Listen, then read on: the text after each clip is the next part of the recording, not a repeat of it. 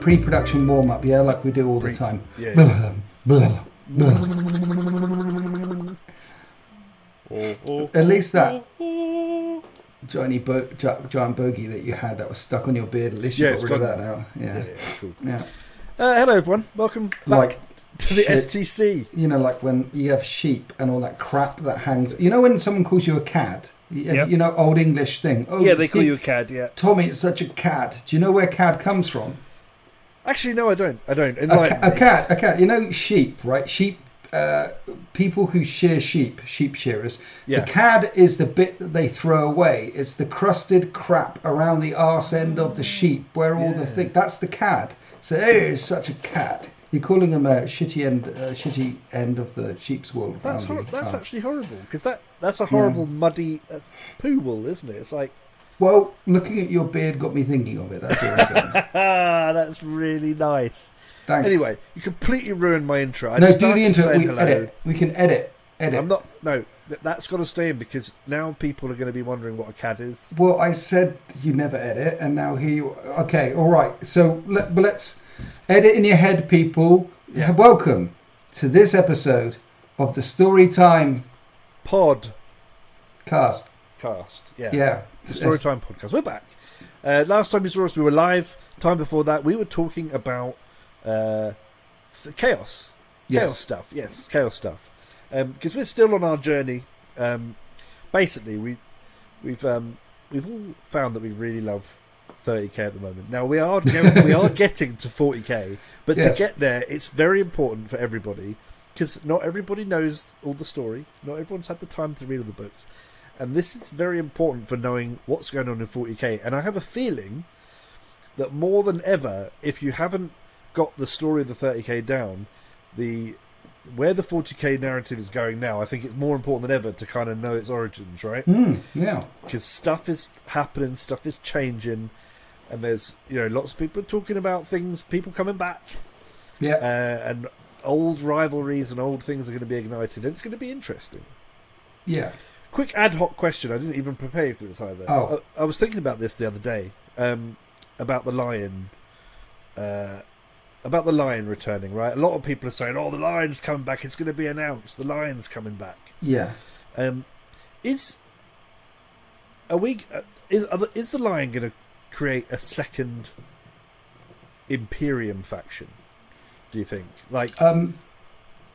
Well, here's the thing. No one knows. No one knows. Is the lion going to create a second Imperial faction? Is a good question. Some people ask, is there going to be a civil war? Because the last time that the lion and Gilliman got together that we know of was they weren't buddies. Yes. Here's what I would like to see happen. We know the story of Cypher, with big sword on his back, gunslingers, been making his way across the Imperium for 10,000 years, fighting for chaos, but at the end of every battle, in the longer run, it seems to work out for the better of the Imperium. So he might turn up in some system somewhere and help the traitors fight to overcome the corrupt warlord and plunge the system into chaos, but later it's found out by the Imperial Inquisition that Lord of that planet was in ad hocs with someone else, and the collapse into chaos means it gets burnt out and overwhelmed by something else and ends up all rosy for the Imperium in the long run. So it seems like he's a good guy. He's got a big sword in his back. He's never drawn it, and people think that's Lionel Johnson's sword. Yes. And I'd like to see him return the sword to Lionel Johnson. And with the way they're talking about 10th edition and ratcheting up the lore and ratcheting up the stakes, and we have the Arcs of Omen and I'd like to see the sword returned, another major catastrophe like the Great Rift. And Lionel Johnson says, you look after the stuff here, I'm going there to do this. And maybe Lionel Johnson just takes in a whole crusade fleet off into Imperial Nihilus to do some big war destruction and do what the lion does best, which is hunt and kill traitors. Yeah, make war. And that's it. We don't need to touch on How are the boys getting on? Are they giving each other's Christmas presents? We don't need to touch on that. I think they're probably smart enough and in a dire enough situation to put their differences aside in the face of like catastrophic destruction, which I think things are heading towards. Can we agree now that Cypher is going to turn out to be Alfarius? Yes, let's agree on that. Yeah, can we agree? Definitely Alfarius, yeah. Okay, brilliant. Yeah, I mean, the last thing on the line and Guilliman, regardless of the way they go about doing things and who they are in their core, their motivations, their psychology, things like that, who they are in their core is they are two souls that firmly believe in the Imperium of Man and the God Emperor's mission. Guilliman believes in it, and the Lion. So regardless of which direction they want to take, they do believe in the overarching let's protect humanity, so they're aligned. Underneath they're aligned. It's just that one of them dropped nuclear bombs on the other one's home planet, and awkward. Yeah, things got a bit awkward after that moment. Yeah. But then again, I think the whole thing is like the Lion is slumbering, right? And is he going to wake up and be like, okay, maybe he could still be a little bit down about things from the past, but is he also... He's going to have a lot of rude awakenings. He's going to realise a lot of things have happened, which are probably going to put things in perspective a little bit, I think. Would he have ever witnessed... he wouldn't have witnessed any of the Primarchs as demon Primarchs rampaging around, would he? Just traitor Primarchs. From what? Well, the old law is that after the fall of... So, Siege of Terror ends, then you've got the Lion return to Caliban, and the fall of Caliban. And Caliban, which is the Dark Angel's homeworld, gets cracked apart in the confrontation, and the only thing that's left is Aldaruk, the rock, the giant mountain fortress, the original home of the Dark Angels and of the Order. And they turn that into a massive space station, and they've been chilling in the rock ever since. And Vashtor recently came along and knocked on the door. The old law says that the Lion, after that conflict, was injured or went to sleep or something. We didn't hear much about him. Like, there is records of the other Primarchs being around during the Scouring, around for a good amount of time after the Horus Heresy. The Rock's story ends pretty abruptly there. So we don't really know if he's been slumbering or what's been going on, or whether they want to change that law. Yeah. So did he see any demon Primarchs? I would well, he certainly saw demons and things during the heresy.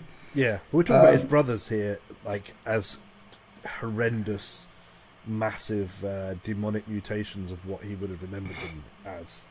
Well, another thing is he was certainly... I don't want to spoil anything, but the Dark Angels during the Horus Heresy and Lionel Johnson managed to get their hands on an exotic way of navigating the warp and getting from A to B, and an exotic method of finding things out, shall we say. Yeah. And he's got a MacGuffin which helps him out during the heresy, and through the MacGuffin he probably knows a lot more that's going on than all the other Primarchs. Yeah. So, was that exotic thing a thing that was kept in a prison? Yes. Yeah, okay, yeah, I remember that now, yeah. Yes. That actually segues nicely into something else. Okay. Before we spoil all the fun stories for everyone. Yes. Wrath of Constantine. Constantine. What a beautiful person. Travels all the way from faraway lands to see us sometimes. Yep. He actually sent me a message after we last saw him to ask a question about a Dark Angels related question. Actually. Oh, that's a good segue. I mean, yeah.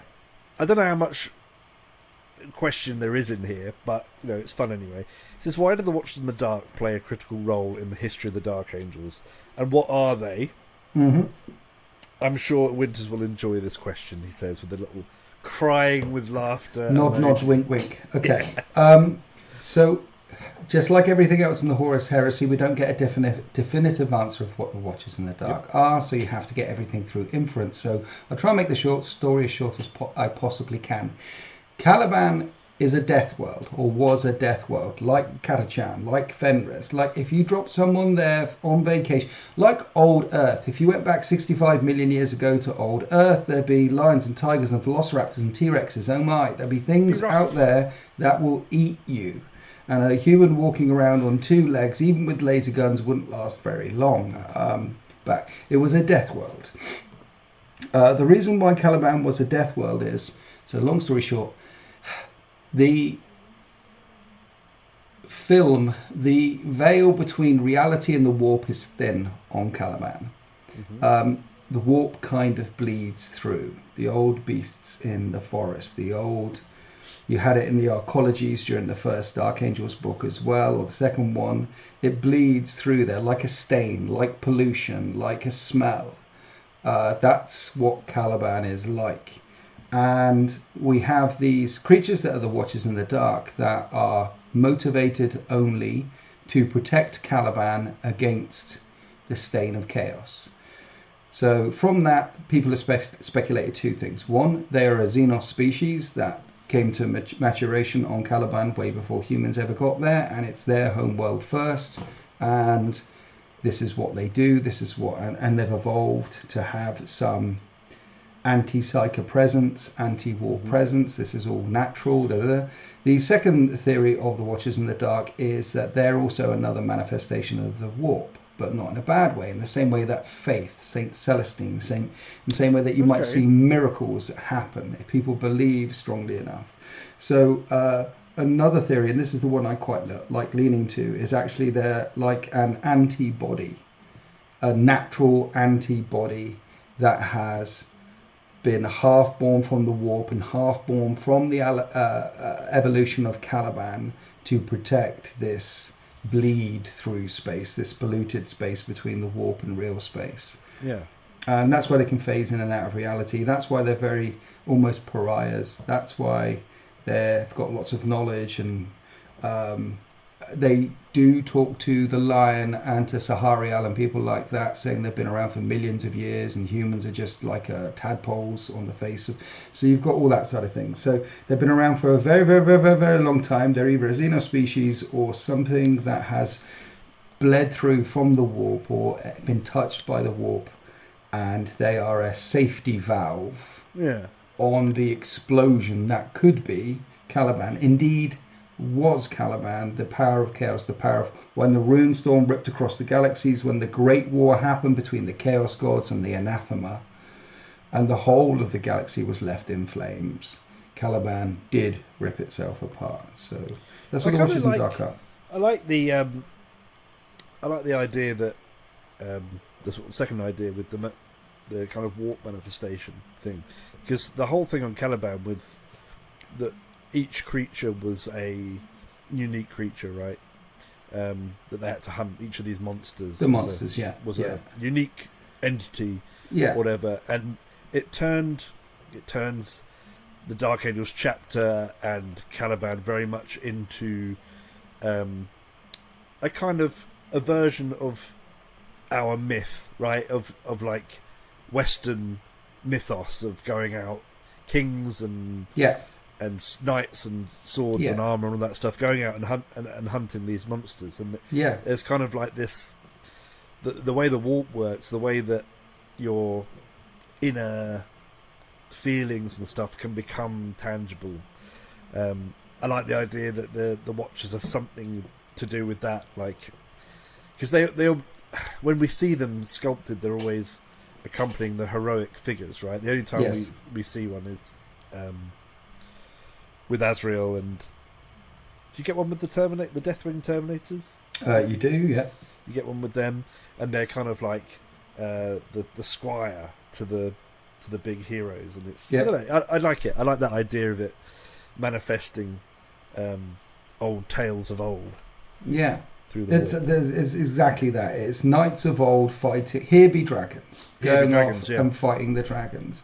And each of the great beasts were different because it would have been a different manifestation of a certain fear, a certain thing, that's bred and then come forth after thousands of years or hundreds of just minutes or days of some. Anyway, and then the Watchers in the Dark, they are, they're the reaction to that is been bred and born on Caliban, or an ancient species similar to the Eldari that came there after the fact.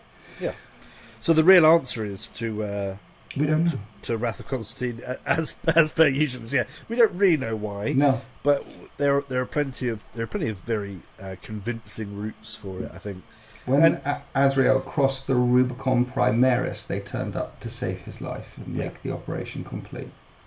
Yeah, so they're definitely, no matter how you look at it, they're definitely a force which is trying to ensure a certain destiny comes to pass. They're definitely anti-warp. Definitely anti-warp. Definitely anti-chaos. Yeah. Well, unless Azrael does something terrible in the future and they had to make sure that he lived. They could be the worst, the most devious of all creatures. Yeah. And this whole thing has just been the long game to get someone in the right place at the right time to. Yeah. I reckon the little one that walks around holding the lion's helm for Azrael, the little guy, he's always got that helmet on. Yeah. He's Alperius. He could be, because he's got a little power armoured foot, if you look. Yeah. He's got like a tiny little power armour suit underneath, so I'd love it if he was Alperius. Any more questions? There are more questions. I'm just getting them now. From the Winters SEO Discord. Join the Winters SEO community by becoming a Tier 3 channel member. That unlocks my Discord and all the extra videos and things actually you can get in the Discord if you just want Tier 2. But for £1 more, you get all the videos, and it's a great way to support me. And we have the thread in there, ST8, STD, STDs. Everyone talks about their STDs in there, and that's where we get some of the questions from. So thank you, Wrath of Constantine. On that same accord, though, yes, we're going to let people off. There's lots of new people have joined recently, right? And we're going to let them off because there was a lot of chatter in the STC thread, but it wasn't all questions. No, there was a lot of people having a good old chat, which is absolutely fine. Please do chat away, but also remember, we're here. We actually want to sit down and wrap these questions. We like the questions. Yeah, we like them. Yeah, we like them. If you wait for us to make them up, we'll talk about pandas. Yes, so you use the thread and abuse us and forge the narrative in this series. This would be lovely. And anything you can think of. I mean, even like with Wrath of Constantine's Watcher question, there's so many nuances in the lore, and so much has not been written that there's a massive gap for us to have discussions about this stuff, right? There's a massive gap for us to propose various ideas because there's no answers. There's multiple ways. Yeah. And we could go on that journey together if you wanted to join us. We don't mind the gap. Yeah. We don't. We love like the gap. Yeah. Please mind the gap. No, I'm going straight down the gap. I'm going in it. I'm filling it in. Balls first. One of these questions does rely on us having read the short heresy story, The Last Church. Okay. Now, I have not read The Last Church. Have you read The Last Church? I've read it multiple times. There's also a really good YouTube animation called The Last Church. Oh, okay. And they've animated the whole thing. I think it's about an hour's long, and it's fantastic. I don't know if it's called The Last Church, but if you YouTube Google The Last Church, it'll probably be the highest watch. Yes. I'll find out while you ask the question. I'm going to have to give you the floor on this one. It's from Andy R, who is a member, a blue member person. Blue. That's the colour everyone is, isn't it? Everyone's blue now. No, there's no different levels. Yeah, all together. The Last Church. It's a Rufflehammer podcast. And 7 years ago, no, it's not that one. It's one of these in here. It's going to be one of these in here. He's going to find it. The question is, love to get both your thoughts on the short heresy story, The Last Church. Yes. It gives a massive insight into the Emperor and his motivations, but what do you think he learned from the discussion with the priest? And I apologise, Andy R, I haven't read it, so you'll only be able to get one set of Okay, thoughts. so short story is Terror, Unification Wars, right towards the end. The Terror goes up to this mountain where the last church on Earth stands. Oh, okay. So that's where that's the name for the last church. And he turns up in the form of, he calls himself Revelation. That's one of the guises that the Emperor uses throughout the Horus Heresy. Mm-hmm. And he walks in, this robed figure, and talks to the last priest about religion. And long story short, at the end of the short story, the last church isn't there anymore. Oh, really? Well, because he's tearing down all religion. We know exactly what... Yeah, there's no more religion, it's science and thing. So it's actually a really well-written piece. A chunk of it in the middle is the philosophy of religion. Why religion good? Why religion bad? Okay. Why some people might lean to faith? Why some people don't? The twist is, because I'm just... So what do I think of it? I think... So what... I don't want to spoil the twist for anyone, so I won't go into that. What was the question again? I think it's a well-written piece, and I think there's because it's so well-written, people have done animations on it, and people really like it and hold it up there as one of the best short stories. Well, it sounds really good. Like I actually didn't know. I mean, I could have guessed from the last church, but I didn't put two and two together. I had planned on reading it before this. But as I said, I had some work issues earlier, and I couldn't do my my research. But he asks, what do you think the Emperor learned from his discussions? I don't think the Emperor learned anything from his discussion, because he is the Emperor of mankind. I honestly don't think he learned anything from his discussion. I do think... I have to hold my hand up here. This is one of the reasons why I have to say this, because it comes up again and again and again. So let's just let everyone know. But it sounds like bragging, but it's not. I've got a degree in philosophy. I went to uni, which is, don't ever do a degree in philosophy. You just talk shit. You can't get a job at the end of it. But it set you up perfectly for the STC. So I did do a lot of work on religion and faith and that sort of thing, as well as ontology and logic and all the rest, and continental philosophy. So whenever there are debates in books such as The First Heretic or The Last Church, or in any popular fiction about religion, I'm always disappointed because they go to the layer that you might get your Sam Harris's or your Peter Hitchens or your those sort of popular atheists talk about these days. Yep. And there are layers to the debate which can go much deeper and further down, which because there are answers to some of these questions, and there are some surprising counters to some of the arguments, both for and against. But you need to go through the first top sort of layers, like miracles don't exist. Well, they do, and you have to go through all of that to get down to some of the juicier bits underneath. And obviously, in works of fiction, the author either isn't schooled in those things or isn't interested in those things anyway, wants to set at this sort of level to make some points to move on because of a bit of dramatic fiction. So The Last Church, ultimately for me, and anything with, it's a little bit disappointing on that level. I'm always, the first time this bumped up to me, when I was much younger, one of my friends was in a band. And he was a guitar player, very, very talented guitar player. And he told me one day that when he was drunk, he hated playing the guitar. I was like, why? You're a genius at it, and this.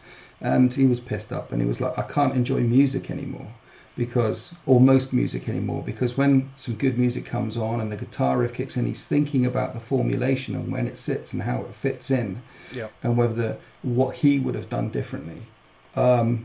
And I remember and I remember that thought sticking with me, like, okay, so he's so good at what he does, it's impacting his ability to enjoy that medium from other people. He's surpassing his own peers, and therefore it's harder and harder for anything to be up to his standard.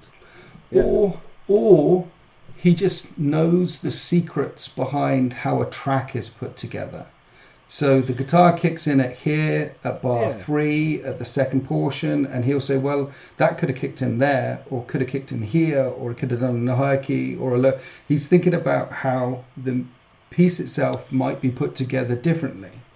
Not necessarily criticizing it, but he thinks about the scaffolding behind it. Yeah. And that stuck with me. I wonder if anyone else has got any other stories like that as well. I'd be interested to hear in the comment section. So the last church sticks with me. Anyway, go on. No, I was going to say it's odd because I mean I've done amateur level music production, and I know people that do music production as well, and weirdly it's given them a greater appreciation for music, because they can, yes, you can think about how you would do it.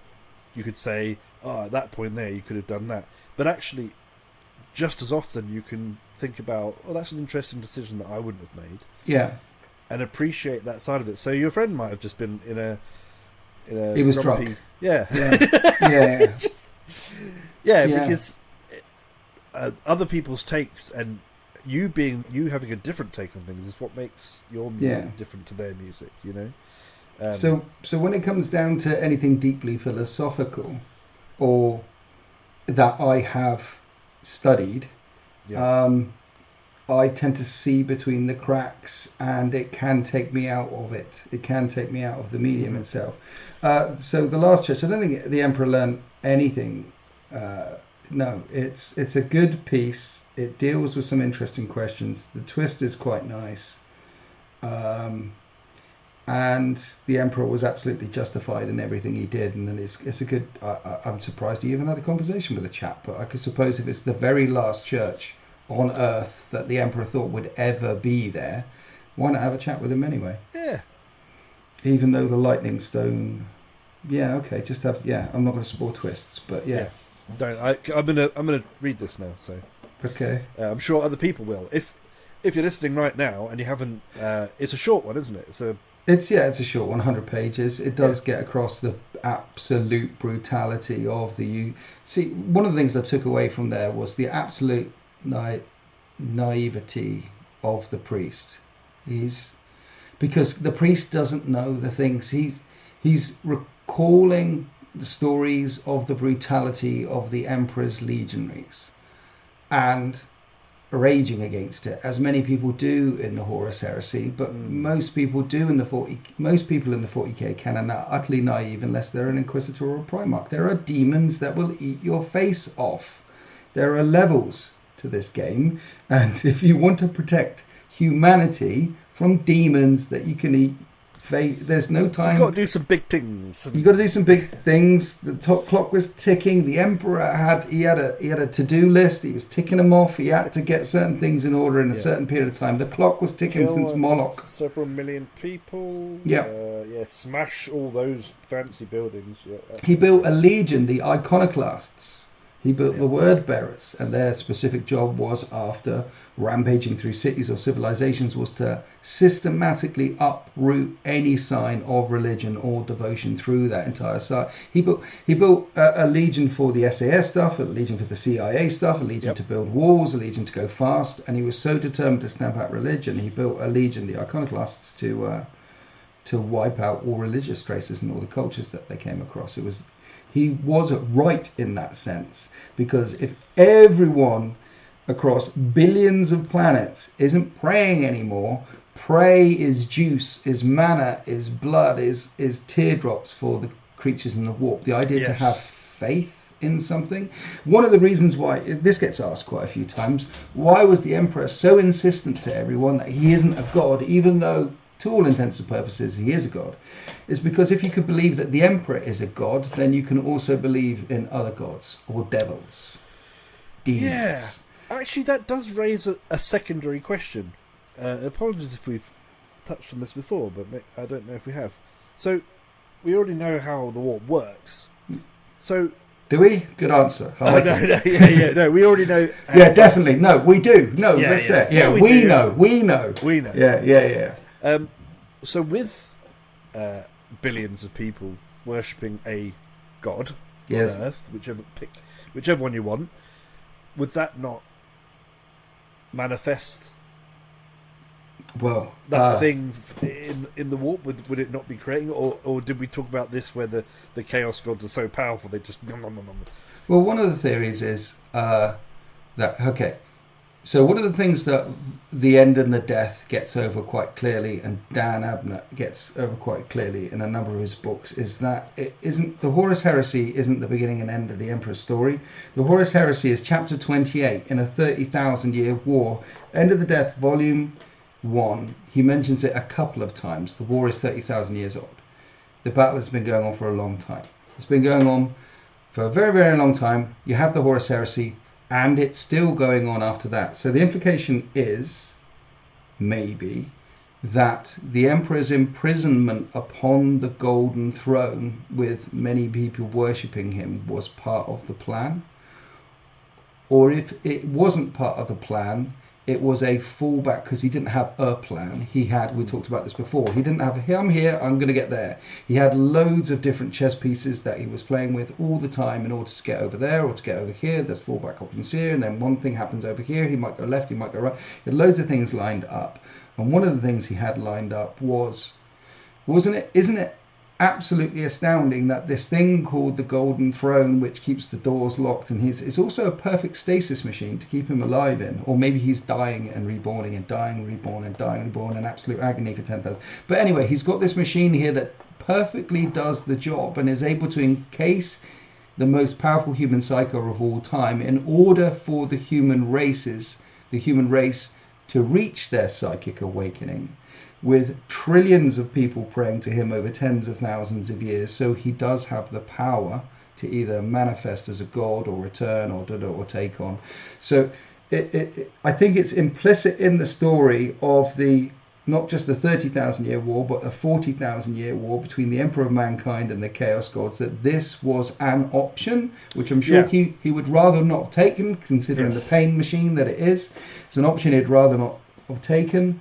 But he is there now, and if he had to fall down into the most extreme of fallback options, then the consequences 10,000 years in the future, when it gets to the end time, we're in the end game now, is magnificent and powerful and shiny and winged with guns and exterminatus.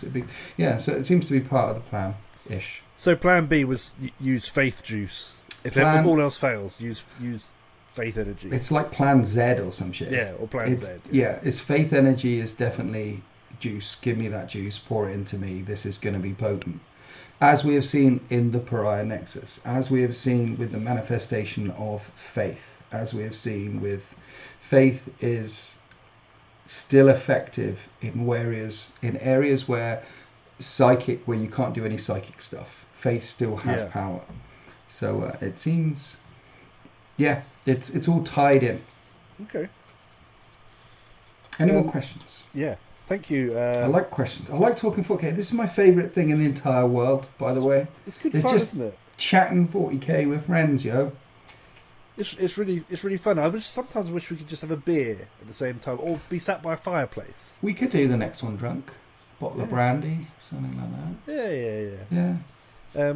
Maybe we could join some people live. We'll all have a beer together. We can barely go live ourselves, though. It's a problem. Right, stranger come knocking. Hello, stranger. This is a bit of a different question to what we. Okay. Stranger come knocking asks, do you think Huron will have much of a role to play in Abaddon's future escapades? No. Well, just to give a quick summary, Huron is the leader of the Red Corsairs, or what they called Astral Claws originally. Yes. They've got a great story. The whole thing is the Badab War. We're going to play it out at some point. We've got Brap's got his Minotaurs. I've got Mantis Warriors. Mikey P's got Executioners. Sultan's got Salamanders. We're going to do the Badab War. Nice. We might end up doing it with 30k rules at this point, because it's great story, but the end result is that the Astral Claws go off into the warp, become the Red Corsairs essentially, and Huron is their leader. What's he been up to recently? He's not really been about, but well, the Red Corsairs hang out in and around the Maelstrom, and he does lead the Astral Claws, but he's carved out in an empire in Azrael Vect sort of way. He turns up in the Night Lords trilogy. Yeah. He's a powerful. So you got warlords and warbands amongst the Chaos people, right? Yeah. And he's a powerful Chaos warlord. Yeah. He has his own chapter, but there's many people that owe fealty and tithes and things like that to him. He's got a whole sector of space to his own. Yeah. However, there is something that I'm certain of. What? About 1 or 2 years ago, Yeah. I am 100% sure that a rumour engine showed a part of a new Huron Blackheart model. Right. Yes. Because he has very distinctive flamer hand thing. Yes. I have not seen the model that rumour engine part attaches to. I'm 100% sure that all the fine cast models are going right. This is part of the reason for the Primaricification of everything. They get rid of all the fine. Everything is going to be plastic in the future, except for some obscure Forge World stuff. Fine cast and resin. Each of those models need to be hand cast. You don't press a button. It's not stamp press stuff in machines. Yeah. There's someone's made that, gone away and poured it and made it and broke the mold and stuck it out. So it's a very, very expensive process. That's why Warlord Titans cost so much money. Not because GW are greedy and they have to charge £2,000 for a Warlord Titan. No, because it costs £2,000. It takes someone 7 years to hand build a Warlord Titan for you. Is there a little man really running around doing each part? Yeah, every bit. Every little part, yeah? Chisel, yeah. Oh, they have to sculpt it? Yeah, of course. Yeah. Hand sculpt it every time. 7 years ago. Yeah, so Huron Blackheart. So when you say they're all coming. They're all except for the ones that they don't want to continue for one reason or other, like Yarrick. Yes, GG. Thank you, Yarrick. You were a big part of my childhood, actually. They need to kill more. Big character back in the day. Kill some more off. I think they should really freak someone out. I hoped secretly like Azrael would go during his Primaricification. Or here's the thing, like Dante has now got his Primaricification. See, if they'd have killed off Dante and brought a new chapter master for the Blood Angels, most Blood Angels players out there that like Dante and know the lore wouldn't mind. They'd be like, okay, fair enough, son. I'm in that boat, right? Yeah. The amount of times he's described as being so old and so... I'm like, mate, I know exactly how you feel. I feel like that every day when I wake up. All you want to do is just open your eyes and go, oh, for God's sake, another day. There could be a glorious Black Library model where Dante does a proper Infinity War thing and it ends like a G. Yeah. And all Blood Angel players out there would be like, well, most would be like, awesome. Who's the new chapter master? And then you've got chapter master Bob, and he's the new chapter master of Blood Angels. And you have cool new pose, cool new lore where he can, And someone writes some great stuff about what Bob does. Bob. And then all of a sudden it's like, Bob for the next generation of people, Bob, because Dante's a big thing, right? He's a cool thing. Yeah. But you're right. He's run his course. Maybe a lot of the older Marines have, because the amount of time in the game world has passed. We're in the 42nd millennium now, aren't we? We're somewhere going down that line. Come on, let go of some of these guys. In the Vigilus campaign, do you remember the shower shit? That was the beginning of the M for 8th edition. Yeah. Abaddon and Calgar go toe to toe in the lore in that book, and Abaddon stabs, and it says very clearly in the battle, Abaddon beats Calgar. He should. He's empowered by chaos. He should. And it says quite clearly that he stabs him through both hearts, dumps his body, leaves him for dead, teleports back up to the fridge. Not one heart, both hearts. Both hearts. But Calgar, he gets better. He's only mostly dead, not really dead. There needs to be 2 or 3 more proper deaths in 40k. I haven't got a problem with that at all. George R. R. Martin once said that if you kill off main characters, you create a sense of genuine peril. And that there isn't that. And Calgar should have died, and it should be, you want your readers, when the next bit of lore comes out, going, oh God, are all my favourite characters going to be all right, or not? and that could drive so many exciting moments, but it doesn't. It's too safe at the moment. They're playing too safe. Because in the codexes don't have to be, this is the other people who are available to play right now. It could be, here are the characters you can play. Some of them are dead, some of them alive. But there's was it Astrath the Grim, or there's a certain Blood Angels guy, and he's got before Black Rage, after Black Rage, used to come in 2 models. Yes, Who's that? He's that fella. What's his bloody name? I know this. So you could play him before he went a bit mad, and then you could play it. And there's no reason why they can't bring Gallic back and say during the the first and second war of the third war of Armageddon, you can play Yarrick, and hey, we're not playing.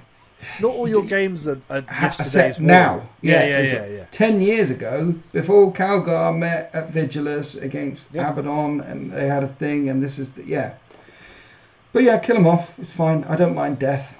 Yeah. I don't. Yeah. Anyway, death. Let's not talk about death. Let's not talk about death. Let's move on. That's far too grim dark. This one's a good one. This one is a. Is it?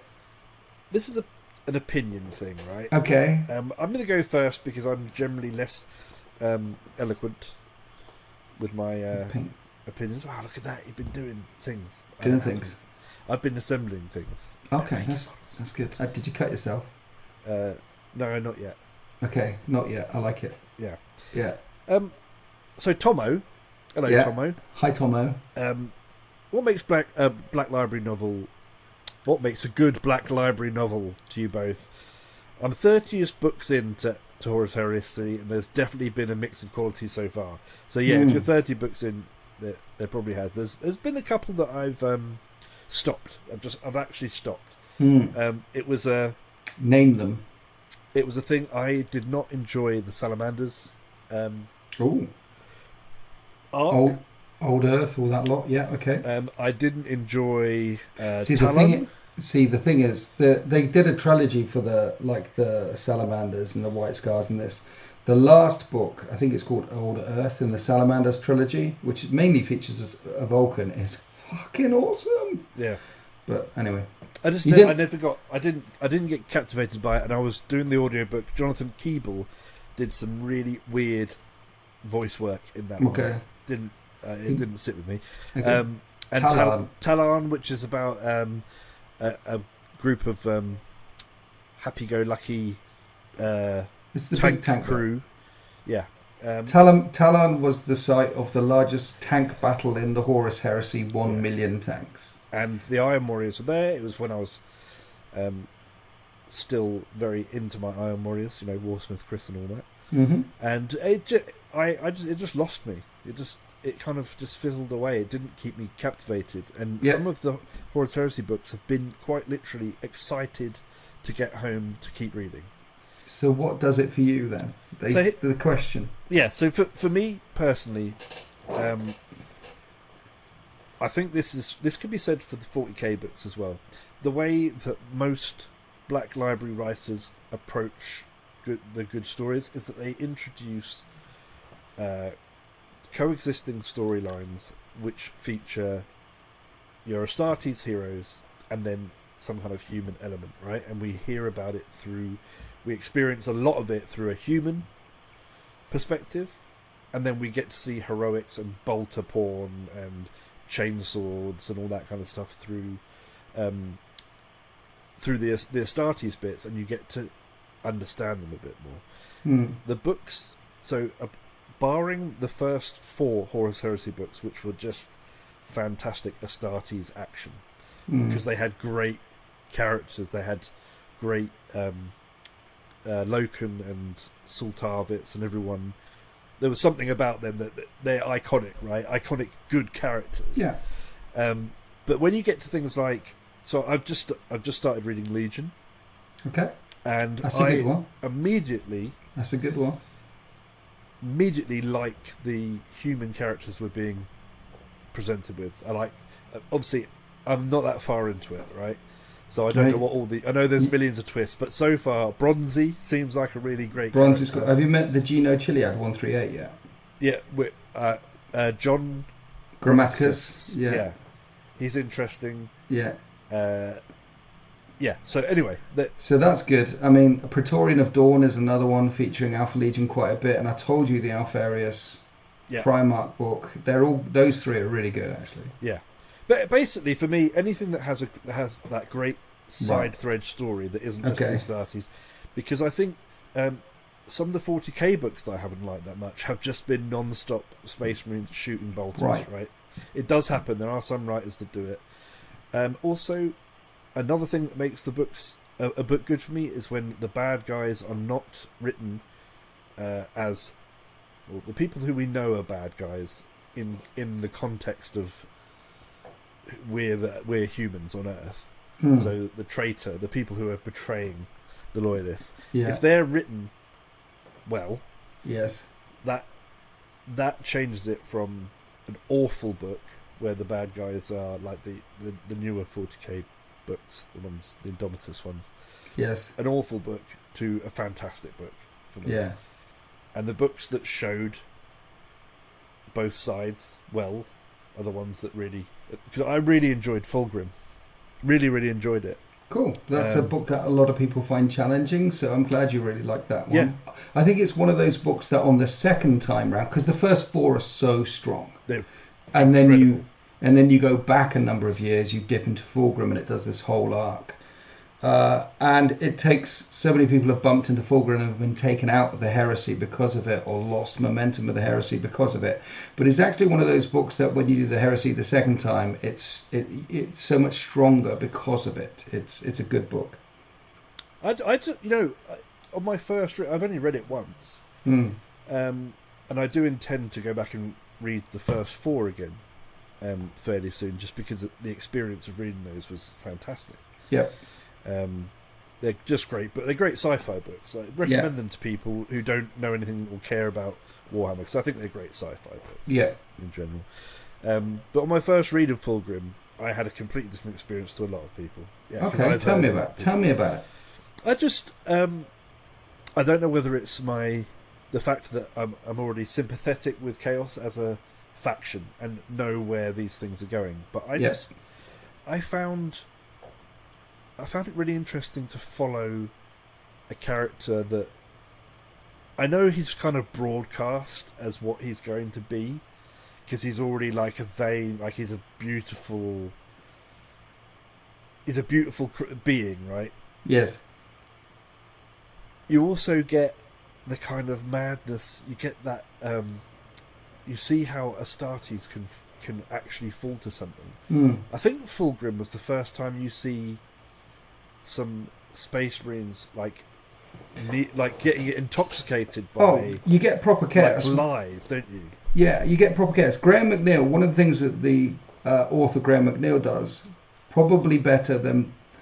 He does really well, and better than many of the writers, is he can make you feel... He does chaos really well. If you do Uriel Ventris' his Trials on Medengrad, Fulgrim's a good one.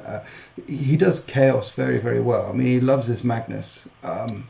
He can make you feel uncomfortable with just the amount of chaos he puts into a book. I mean, there is a Xenos sex orgy going on in the first few chapters of Fulgrim, where he retrieves the blade of the lair, and that is the first step on his journey to chaos. And it's in the middle of a Xenos sex orgy thing going on. It's a bit fuzzy now. Yeah. One of our protagonist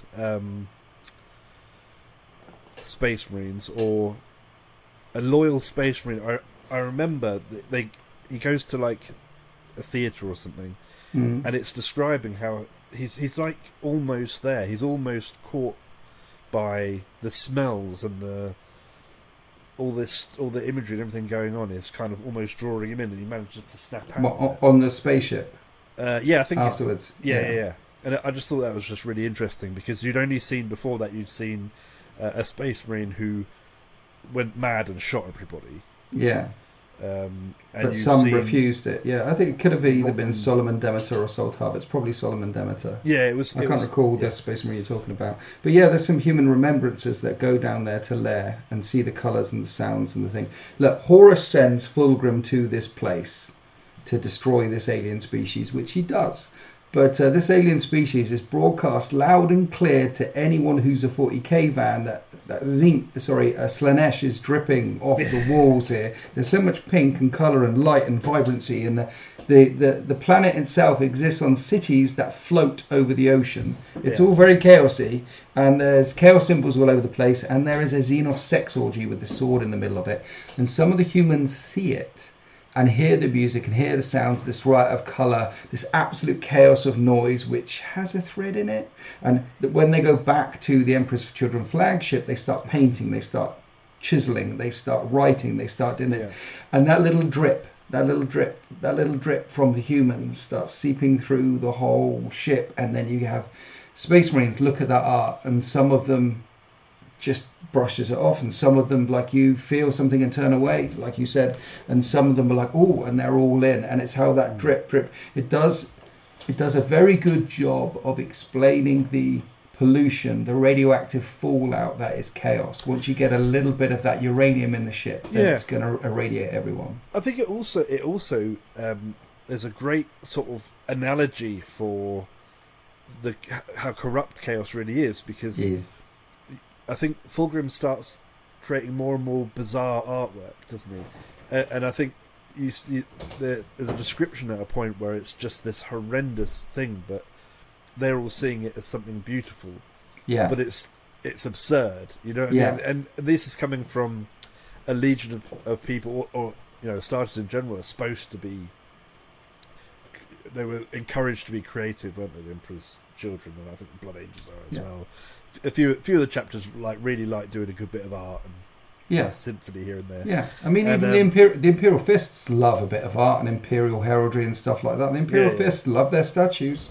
And it was just the corruption of going from that, the idea that perfection, which is the theme of Fulgrim and his downfall, goes from this incredible art to this art that is considered perfect, but is absolutely, you can't see it anymore as to what it is, which is a horrendous chaotic mess. And I think underneath all the perfumes as well, there's that smell of decay, which comes with chaos, which still manages to permeate through all these like spices, and it still sounds fun though. Like the description, I think I could dig it. Sounds fun. Yeah, you go there, there's a big alien orgy, there's demonettes, they're like dancing around in the if you scaffolding. If you had to have a third hand, right, just like on some part of your body, a third hand, would you fully functional? Where would it be, Mr. Slaanesh? Where would you put the third hand? The third hand? I reckon, actually, just coming out from about here. Right, because you've got two hands. Yeah. Play a little bit of Call of Duty or something. Yeah. Eat a cheeseburger at the same time. At the same time, I like it. Yeah, okay. And then you can don't get your controller greasy or anything. Yeah. Where would you put your hand? Well, I think hands on the nose is a big thing, because you've got elephants and anteaters and things like that. Evolution is putting hands on noses. So who am I to argue with evolution? I'd put one right there.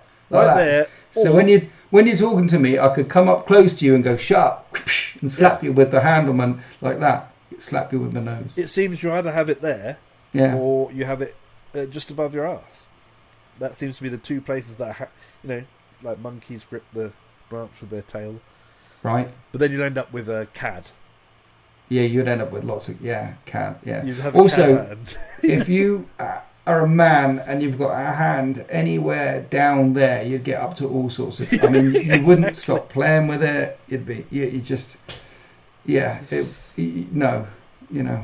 Yeah. Anyway. I'm sorry, Tomo. We were supposed to be answering the question. We ended up talking about the terrible things we could do with our extra hand. And that's why, kids, you must pray to chaos, okay? And then you might get a third hand. What makes a good 30k novel to you? What's the difference between the ones you really didn't like? Because you've read them all 4 times. Right. It's all subjective. So, me. It is. Writing is really, really hard. It's really hard. If you think about it, how many truly great movies are there? How many truly great novels are there? How many? It's so hard, despite so many people who did it. Yep. And we can see it in the Horus Heresy, particularly, it stands out more in the Horus Heresy because there's so many different authors that contributed towards that series. And there's a difference between being a good writer and a difference between being someone who's just blows you away. Yeah. And I can't put my finger on it. It's like saying, why do you like that particular painting? Or why do you like that particular building? Or why do you... There are some authors that are artists, and when they are on form, it doesn't matter what book, where they're writing, what they're on form. And Dan Abnett, Chris Ray, Graham McNeil, ADB, and the others, and I'm really Guy Healy, when they're on form, they're on form, because that art is hard. So what separates it from me? I don't know. I can't. What's the difference between? I can't say. I can't say. Do you have a favourite? My favourite 40k author is Dan Abnett because he's been the most consistent, and he's written. He's also extremely prolific, and he's written some of the greatest characters out there. So probably just by the fact that he is so prolific. ADB is outstanding. Chris Ray these days is absolutely outstanding. Graham McNeil, some of his earlier works, like I'm a really big fan of Thousand Suns, Outcast Dead, Mechanicum. I'm not so much of a fan of his... the last Fury of Magnus that he did in the Solar War was good, but the book that he did before then, bringing Magnus to Terra, wasn't that good. But I understand from the afterword that he was moving. There was lots of other things going on in his life at that time. See, writing is really hard. Well, that's the thing. There's a million things just in the author's life that are going to affect even how they choose to write that book on any given day that they're given that assignment. So I just love it when it's a creative endeavor. I just love it when creative people knock it out of the park. When you watch that movie and it's Christopher Nolan and he's done it and he's hit it, it's like, oh, Chris, you stormed that one. Or when you read a book, or when I'm not so much a painter, artist, but I love it. There's something special. And if it was easy, and if lots of people could do it, the world would be fantastic because there'd be so much more art in it. But you know who keeps making swings and hits is Ari Aster. You an Ari Aster fan? Who's Ari Aster? Hereditary, Midsummer. Don't know what you're talking about. Films. Oh, Midsommar, that one. Yeah. What a pile of shite. Right, get out. What a pile of shite. It's one of the worst movies of the year. No, I think you need a second one. Come on now. It's fantastic. It's not so fantastic, it's crap. Modern directors for me, Christopher Nolan, Denis Villeneuve. I like Quentin Tarantino's work. I still think he's doing a great job. And I always forget the name of the guy, but he did the Darjeeling Limited Company and the Grand Budapest Hotel, those movies. Yeah. The Secret Life. I watch all of his movies without fail, Quentin Tarantino's and like Nolan's and Villeneuve's, and those are my go-to directors. Yeah. It used to be as well. God damn it, the guy who did Sunshine, Trainspotting, 28 Days Later, him. But it's not as good as you. It's a bit like but I wouldn't necessarily run out to watch his movies right now.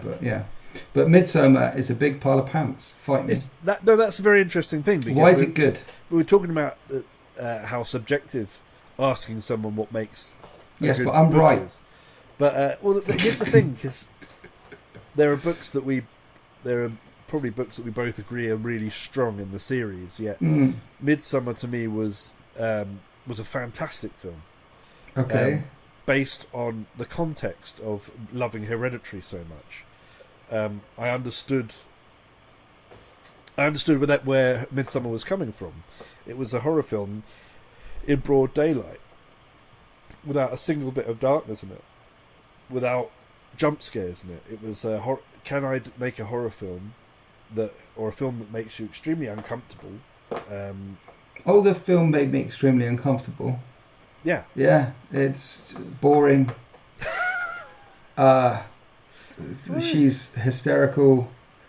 The characters are not compelling in any way. His was a little bit, but hers was just Wow. Yeah, but it's subjective, isn't it? We all yeah. have our things, and whenever you have a conversation with a friend about, hey, this, that, and the other, there's always some twat at the back like you who says, hey, about this arty guy, this one, and everyone's like, who's that? Well, no, but he's so sublime. He writes the female character with such passion and intellect, and you're like, fuck you. No, because the rest of the time, I really like just. I have an appreciation for films that aren't attempting to fall into a film student's idea of a film whatsoever. Just something that is entertaining to watch. I love that, as well as people who try and achieve something a bit different. And yeah, that's just the way it is. Okay. But you're objectively wrong for not liking Midsommar. No, objectively wrong. It's terrible. It's a terrible movie. Oh my god! I can't. But anyway, yes, let's no more slander for that. So basically, Tomo, it was Tomo, wasn't it? I'm really sorry if it's. Yeah, I can't. You said why, and I said I can't say. Yeah. The question, the question itself is obviously never going to have a definitive answer, because why do people like anything? Why do people like pepperoni pizza? Because it's the best pizza you can get, right? Yeah. Double pepperoni, double cheese. Yeah. Yeah. Yeah. I'll bang black olives. I'll have that. Yeah. That's the best pizza you get. That's why people get that. But but I mean, if you're coming here to ask serious questions and get serious answers, then that's good. I appreciate your optimism. Thanks, and encourage more people to come here and try and get serious answers. Anyway, moving on. Yeah. So that's all the questions for now. Okay. I'm just saying right now that we've been here for an hour now. Have we? We've smashed out an hour. That was 3 questions. Right. So I promise you, if you come into the Discord and put a question in there, we're not just going to throw it to the side. You know, unless it's really bad. I promise nothing. Okay. Please promise that. I promise nothing. It just promises nothing, but this is how we intend to make a lot of these episodes. We do some live, we do some recorded. It would be really good if in our episodes we can actually focus in on the questions that were being asked. Have you seen mugs? That's lovely. This is the way the world ends. Is that backwards or forwards from your point of view? From my point of view, it's the right way round. Is it? Yeah. From my point of view, it's the wrong way round. It's all backwards. It will be the right way round in the video. And okay. That is a beautiful. I love that as an ending phrase. The YouTube, a poem by Milton, which I didn't know. I was quoting the Halo 3 ad. But check out the membership or the store at the top of the YouTube page. Right. Yeah. There's merch on the store. We don't need to go into. We'll carry on our history of the universe on another time in due course. Yeah, because I've really enjoyed answering these questions today. It's a school night, and we're trying to keep these around an hour long. I know many of them have gone to an hour and a half, but we try and keep them at an hour long, so they're bite-sized chunks. Yeah, but if you make us really excited, we might go on for longer. What is it about that director, the Midsommar director? Why? What's it about their style? I don't understand. Well, Ari Aster, we'll talk about it another time. Okay. We'll talk about it another time, because I know I'm not going to win you over with this one. The fact that it wasn't, it was all right, and you went straight to, it was shit, the worst film of the year. I'm not sure we're going to find any common ground with Ari Aster, but anyway, okay. Yeah. So head over, send us some questions. Please go check out the merch on the thing. Desperation, please. Press the button that signs up to the tier. Look, he's begging you for it. He's begging for it. Be kind and subscribe to other YouTube channels and like and subscribe as well. They'll appreciate it as much as I will. Go check out Luton. He does great lore videos. There's one on Moloch recently. Knocked that out of the park. That's fantastic. Yeah. And he's also good if you want to just do some painting and you want to listen to like 4 hours about one thing, then he's got you covered. We'll give you the bite-sized bits, but he is going to sort you out for 4 or 5 hours of excitement. Yeah, thank you very much for joining us, and we'll see you in a couple of weeks' time. We're going to try and do these every 2 weeks or something. That's the plan. And you've got to have a plan, Chris, because that way you know when you're not following it. That's true, yeah. So every 2 weeks-ish, you'll see us again. Thank you very much. I love you very much. You've all been very kind.